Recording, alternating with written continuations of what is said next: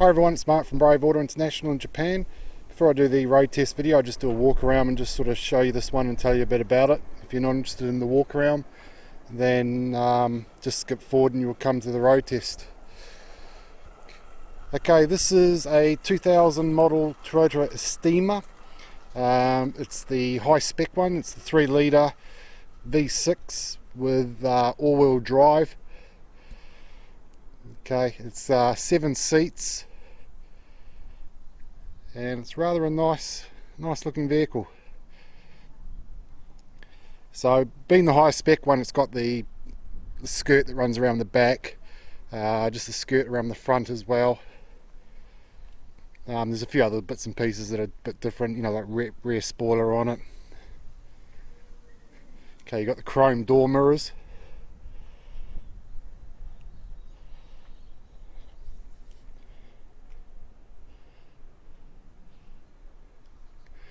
Okay, you got factory. You got the factory 16-inch alloys on it.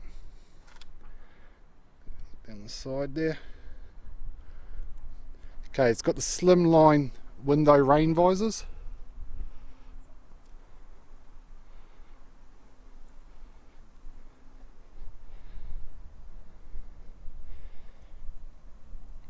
You got the chrome scuff plate there on the back.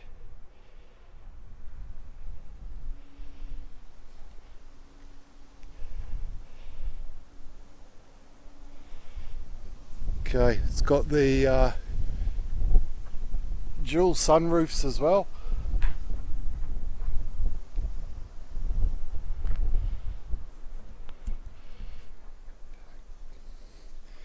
So yeah, it's a nice looking vehicle.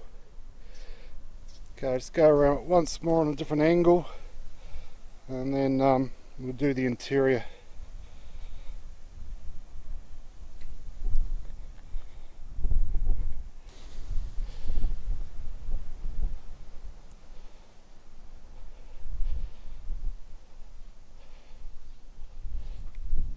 Okay, what I'll do for the interior video, I'll just move it over to area just over there in the shade, so you can see the interior a bit better. Okay, see you shortly. Okay everyone, we'll have a look through the interior. Obviously I've moved over here into the shade, makes it a bit easier.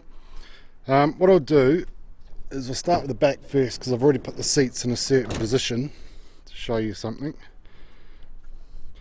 Okay, what you can do is you can move obviously these seats forward. You can lift the base part of the third row up and slide it forward as well. Okay, so the idea of it is that it gives you loads of luggage area. Okay, obviously you can't carry anyone on those seats when they're like that, but I'll show you something else in a second. Okay, so what you can do with this seat, if you pull, I'll try and do this with one hand, it's not that easy. Okay, pull this lever here and the seat slides into different positions. Okay, so you can have it there, further back, or whatever. Then what you can do is slide this seat down.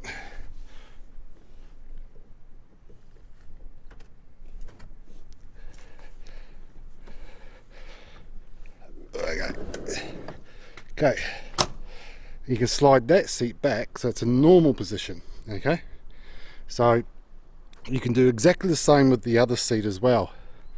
Okay, so now you can carry 5 people.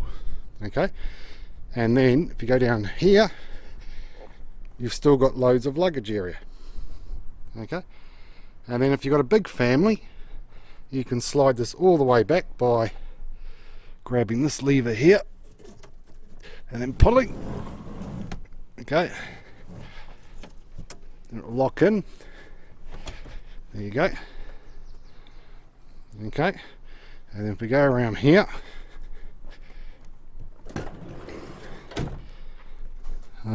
actually go around the other side.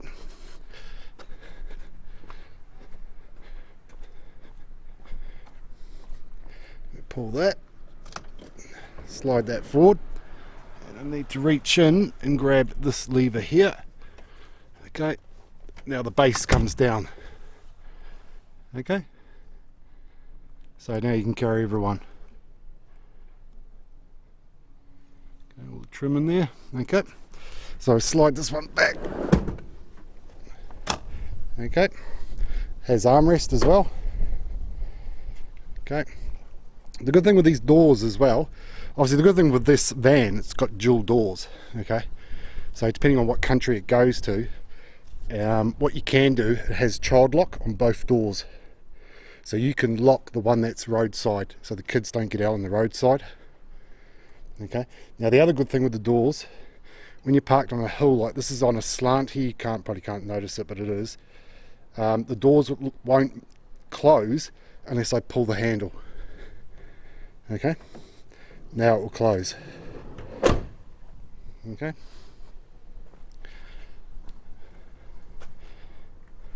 Okay, you've got a stainless scuff plate there with Estima written on it. You got a socket, 12 volt socket there, bit of storage, and the tools are in there.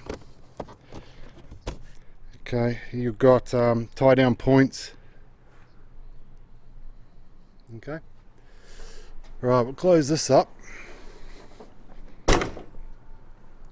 Okay, so this door here is a mirror image of the door on the other side. Okay, so it locks into position, it's got child locks, which is there. Okay, okay, now this seat, we can slide it back now. We can lock it into position. Okay, so they're quite a good system, you know. You got armrest here, comes down, and you've obviously got one here as well. Okay, which has a drinks holder in it as well. Okay, just gonna jump in for a sec. Okay, you've got two sunroofs. Now the front sunroof is a manual sunroof, it only pops up. The rear sunroof is electric and it only goes back, it doesn't pop up. Okay, and then you have the sunshade. Okay, I'll just open it up, let a bit of light in for the camera. There's your switch there for the sunroof, and you've actually got a rear cooler switch as well, so the passengers can control. Okay, just little things, you know, you've got a hook here which is a 4 kg hook for hooking whatever you want to hook on it. Okay, you can obviously walk through the front. Okay, the other thing you can do with these seats as well is you can pop the headrests out and you can lay them all flat so it's a bed, so the whole thing's a flat bed as well.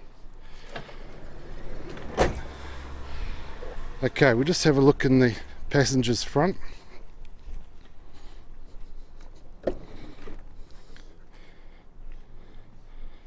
Okay, you got velour seats, obviously, and velour on the door trims here. It's got like a brush kind of steel look trim here, electric window. Okay, seats are perfect. It's got the factory floor mats as well. Okay, in the glove box here is all the history. Okay, and you have another little storage thing here as well. Okay, you've got an airbag up here. Okay, I like the dash, how the shape of the dash, it's really good on these. Okay, we'll go around to the driver's side.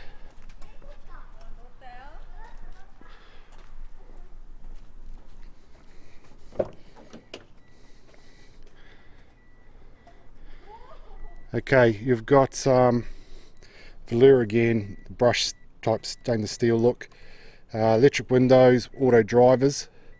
Okay, you can lock the doors, turn the windows off. Okay, here is actually a drinks holder. Okay, and you obviously got storage. Okay, seats really nice and tidy. You got the armrests as well at the front here, which fold away, and they're actually, you can fold them away and you can adjust the positions as well. Okay, let's take that key out to stop the beeping. Okay, you got electric folding mirrors That's for your all-wheel drive, where you can make it two-wheel drive or auto. So when it's on auto, when it loses traction, it will go into all-wheel drive. Okay, that's your headlight adjuster for the height. This here's a storage box. Okay, just jump in. Okay, you got driver's airbag. Okay, you got leather wrapped steering wheel, which is nice, really good condition. It's not sun damaged or anything. Okay, we'll just fire it up. So all your dash lights are on this section here, see? Okay, they're not actually up on that section up there. So I just switch off again and I'll switch on again, see? So nothing's up there. Okay, so I'll just start her up. So you see there's no lights on. Okay, and then you go back up to this position. Okay, it's got original Toyota stereo, which doesn't work. It's got no power, it's doing nothing. Okay, now I have no interest in stereos, and I couldn't get this thing to go the other day. So no, see, it doesn't power up, whether I'm pushing the right buttons or not. But the tilt and open thing, well, that works anyway. Anyway, you'd probably take it out and put a local one in it. But yeah, something you may need to look into. Okay, you got your climate controls here. Okay, you have your outside temperature as well. Okay, you got your drinks holders here, individuals. Okay, here's your ashtray, never been smoked in. Okay, and you just got a little storage box down the bottom there. Okay, back up here, obviously you got your wipers, front and rear. You have your headlights here and the fog lights. Your gear changes here with overdrive. Okay, that's your overdrive button, and it will light up there on the dash. Okay, and the other thing as well, what gear you're in, tells you on the dash. Okay, we'll let's give it a couple of revs and we'll have a look in the engine bay. Okay.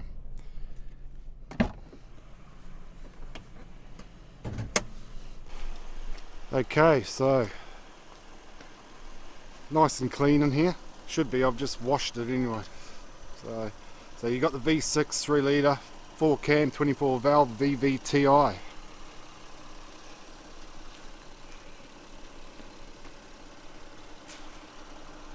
So it's nice and tidy, I suppose, is the easiest way to put it. Still got the original stickers there on the headlights. Okay, under the bonnet it's okay, and I'll just give it a couple of revs for you.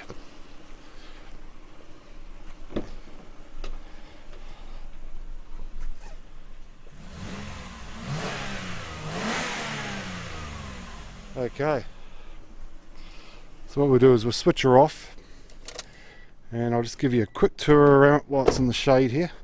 Okay, so nice looking vehicle. I can't do the videos here because in this position here, because I've got to use a different lens that's wide angle, and it's not a very good lens for video, so I can't get all the vehicles. This is me right back and I can't get all the vehicles in, you see. It's okay for photos here, but when you do video, it crops in on the video, so that's why I do them in the other position. But here in the afternoon we get these shades, you see, so okay, anyway, I'll hook the camera up inside and we'll get underway and take it for a test drive. Okay everyone, we'll get underway with this one.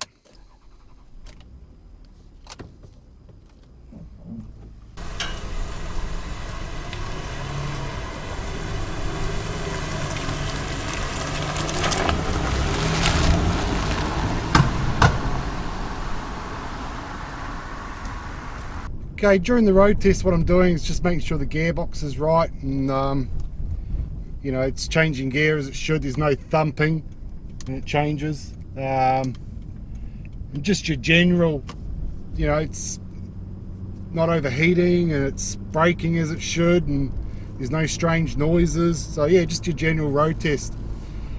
This road test I'm doing now is not the one that we do. It's not the main one we do. We do one when the vehicle first arrived from the auction.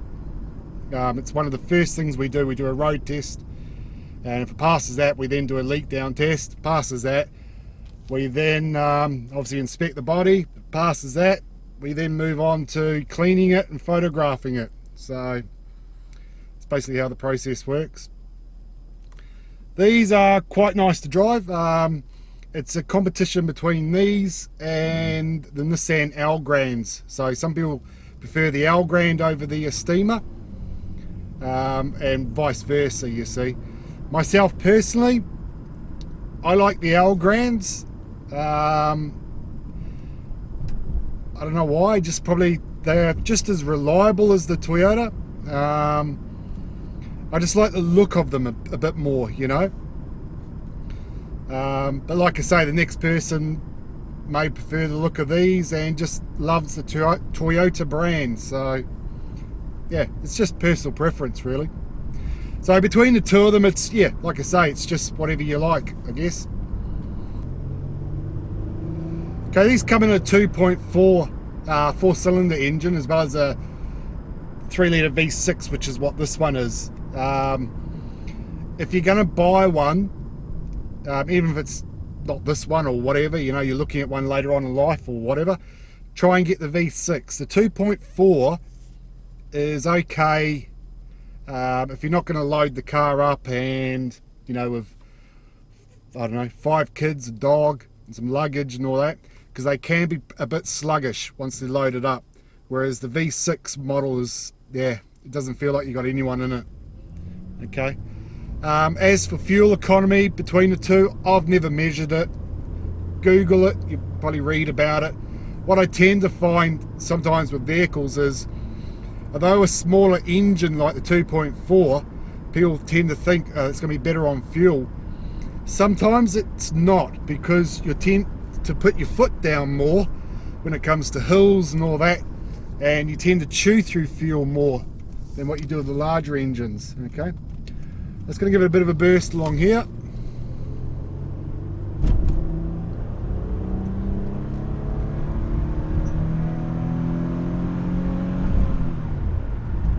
So yeah, you can definitely feel the difference between the V6 and the 2.4s. Like, I've bought some 2.4 models for the UK, and I don't know if it's what it is with the English. Some of them just, you know, don't want to, I don't know, don't want to pay extra for fuel because they think they'll use more fuel with the bigger engines, or it's possibly because of road tax over there. Oops, sorry, I just banged the horn then. Yeah, so like I say, it might be due to road tax as well. I think in England it has different categories, you know, like up to 2,000 cc's this much, up to 2.5 is that much, and then up to 3s, etc. So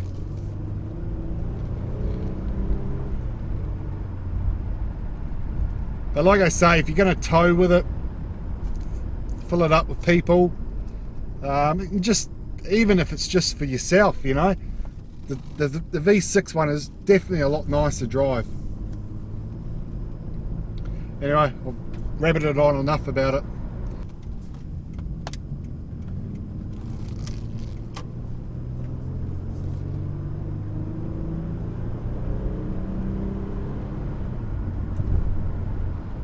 Okay, coming back up to the office. Today is a Sunday, so there's a bit more traffic around today than normal.